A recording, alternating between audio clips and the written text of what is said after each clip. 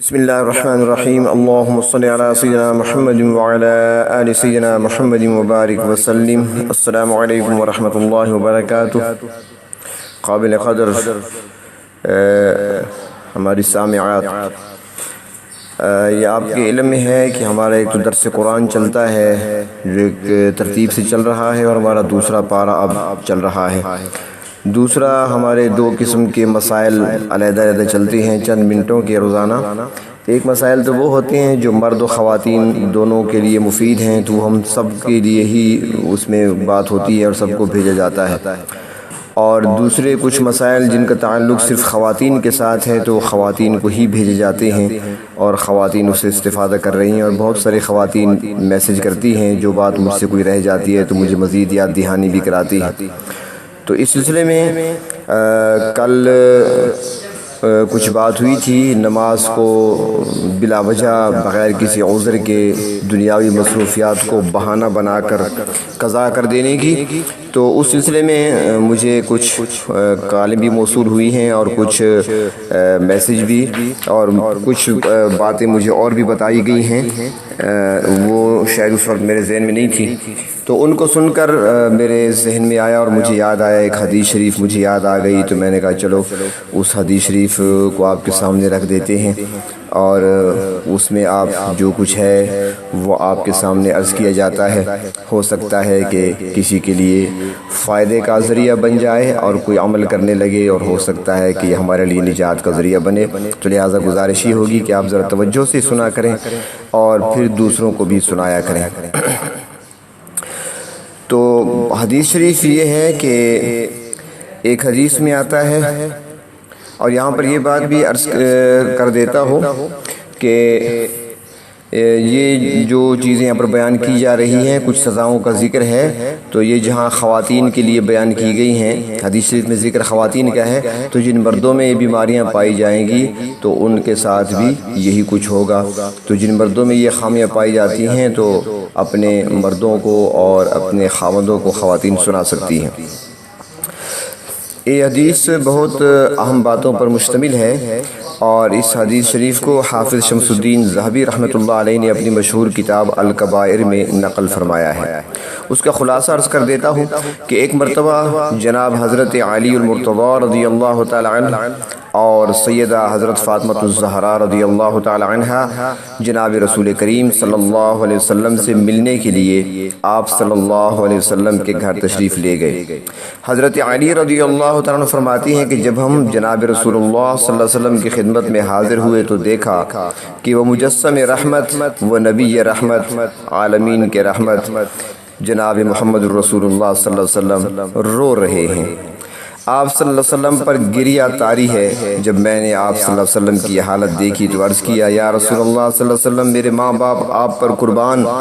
آپ کو کس چیز نے رلایا ہے اور کس بنا پر آپ صلی اللہ علیہ وسلم اتنا اور زیادہ رو رہے ہیں؟ تو اللہ کے رسول صلی اللہ علیہ وسلم نے جواب میں فرمایا کہ میں نے شب معراج میں اپنی امت کی عورتوں کو جہنم کے اندر قسم قسم کے عذابوں میں مبتلا دیکھا، اور ان کو جو عذاب ہو رہا تھا وہ اتنا شدید اور ہولناک تھا کہ اس عذاب کے تصور سے مجھے رونا آ رہا ہے۔ سرکار دو عالم صلی اللہ علیہ وسلم کی اپنی امت پر اتنی شفقت ہے کہ ہم اس کا اندازہ بھی نہیں کر سکتے۔ مثلا ایک انتہائی مہربان اور شفیق ماں جو اپنی اولاد پر جان قربان کر دینے والی ہو، اگر وہ ماں اپنی اولاد کو جیل کے اندر سخت قسم کی سزائیں سہتے ہوئے دیکھے تو یقیناً اس ماں کا کلیجہ منہ کو آ جائے گا، اور ان سزاؤں کو دیکھ کر وہ ماں یقیناً رو پڑے گی، جبکہ نبی کریم صلی اللہ علیہ وسلم کی شفقت اور محبت تو ساری دنیا کی ماؤں سے کہیں زیادہ بڑھ کر ہے اپنی امت کے ساتھ۔ اس لیے آپ صلی اللہ علیہ وسلم نے ارشاد فرمایا کہ میں نے اپنی امت کی عورتوں کو جب ہولناک عذاب میں مبتلا پایا تو اس کی وجہ سے مجھے رونا آ رہا ہے کہ میری امت کی عورتوں پر اس طرح کا ہولناک عذاب ہوگا۔ اس کے بعد جناب نبی کریم صلی اللہ علیہ وسلم نے اس کی وضاحت فرمائی کہ میں نے جہنم کے اندر عورتوں کو کس طرح عذاب میں مبتلا دیکھا۔ چنانچہ آپ نے ارشاد فرمایا، میں نے ایک عورت کو دیکھا کہ وہ اپنے بالوں کے ذریعے جہنم کے اندر لٹکی ہوئی ہے اور اس کا دماغ ہنڈیا کی طرح پک رہا ہے۔ ایک تو خود جہنم کے اندر ہونا بذات خود کتنا ہولناک عذاب ہے۔ اللہ تعالی ہم سب کو اپنی پناہ میں رکھے۔ اور پھر بالوں کے بل لٹکانا یہ انتہائی تکلیف دہ سزا ہے، اور پھر دماغ کا پکنا یہ تیسری سزا ہے۔ پھر آپ نے فرمایا میں نے دوسری عورت کو جہنم میں اس طرح دیکھا کہ وہ زبان کے بل لٹکی ہوئی ہے۔ اب آپ اندازہ کریں کسی کی زبان کھینچ کر اور نکال کر اس کے ذریعہ اس کے پورے جسم کو لٹکا دیا جائے تو اس میں کتنی سخت تکلیف ہوگی۔ اگر صرف ایک ہاتھ کے ذریعے بھی کسی کو لٹکا دیا جائے تو وہی اس کے لیے موت سے بدتر ہے۔ زبان تو بہت نازک چیز ہے۔ آپ نے فرمایا تیسری عورت کو میں نے دیکھا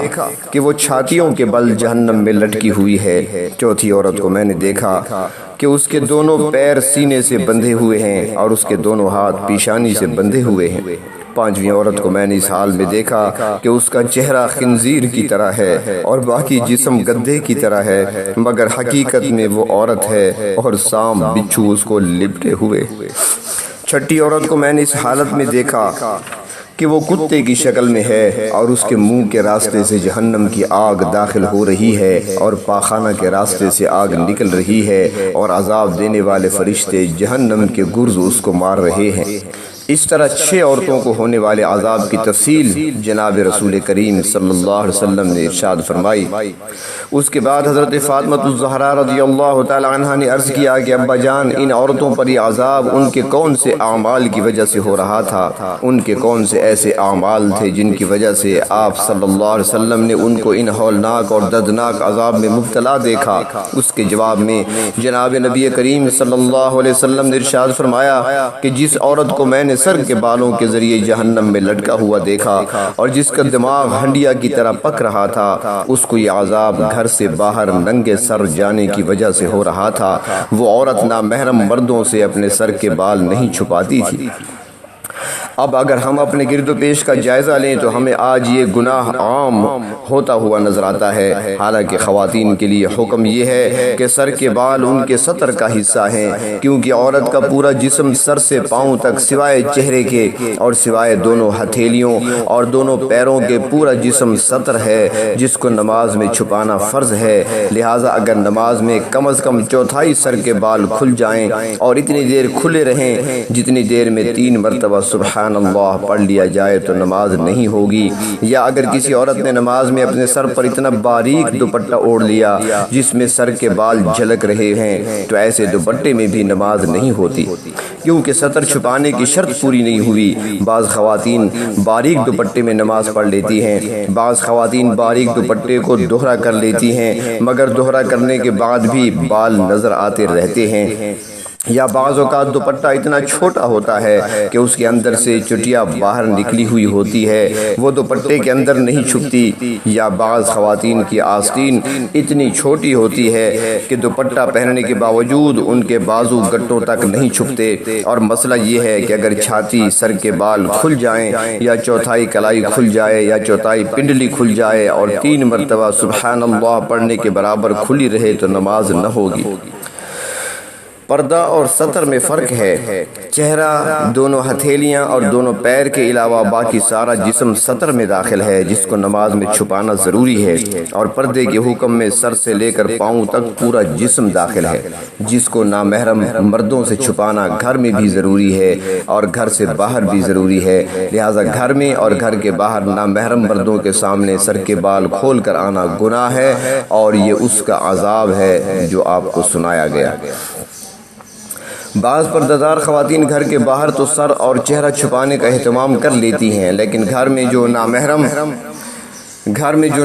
مرد یا قریبی نامحرم رشتہ دار ہیں ان سے وہ خواتین پردہ کرنے کا اہتمام نہیں کرتی۔ ان کے سامنے سر بھی کھلا ہے، گردن بھی کھلی ہے، بازو بھی کھلے ہیں، گریبان تک کھلا ہوا ہے، اور بعض خواتین ساڑی اس انداز سے پہنتی ہیں کہ پیٹ اور پیٹھ بھی اس میں نظر آتی ہے۔ مثلا دیور، جیٹھ یا تایا زاد بھائی، پھوپھی زاد بھائی، مامو زاد، خالہ زاد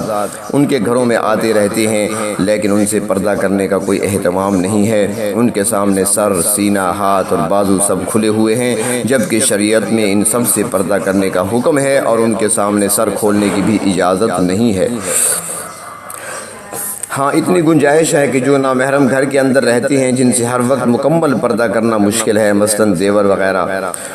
تو اب ہر وقت ان کی آمد و رفت رہتی ہے اور وہ اکثر گھر پر کام کاج بھی کرتے رہتے ہیں، تو ان کے بارے میں یہ حکم ہے کہ ان کے سامنے بھابھی کو چاہیے کہ وہ کوئی بڑا اور موٹا دوپٹہ اس طرح اوڑھے کہ اس میں پیشانی سے اوپر کے اور سر کے سارے بال چھپ جائیں، اور دوپٹہ اس طرح باندھے جس طرح نماز میں باندھا جاتا ہے، اور اس میں دونوں بازو بھی چھپ جائیں، اور وہ اپنی پنڈلی بھی شلوار وغیرہ سے چھپائے۔ پنڈلی کا ذکر اس لیے کیا کہ آج کل انہیں کھلا رکھنے کا رواج چل رہا ہے، جو سراسر ناجائز ہے۔ صرف چہرہ اور دونوں ہتھیلیاں اور دونوں پیر کھلے رہیں، اس حالت میں ان کے سامنے آنا جانا رکھیے اور گھر کا کام انجام دے تو اس کی گنجائش ہے۔ اللہ تبارک و تعالی عمل کرنے کی توفیق عطا فرمائے۔ والسلام علیکم ورحمۃ اللہ وبرکاتہ۔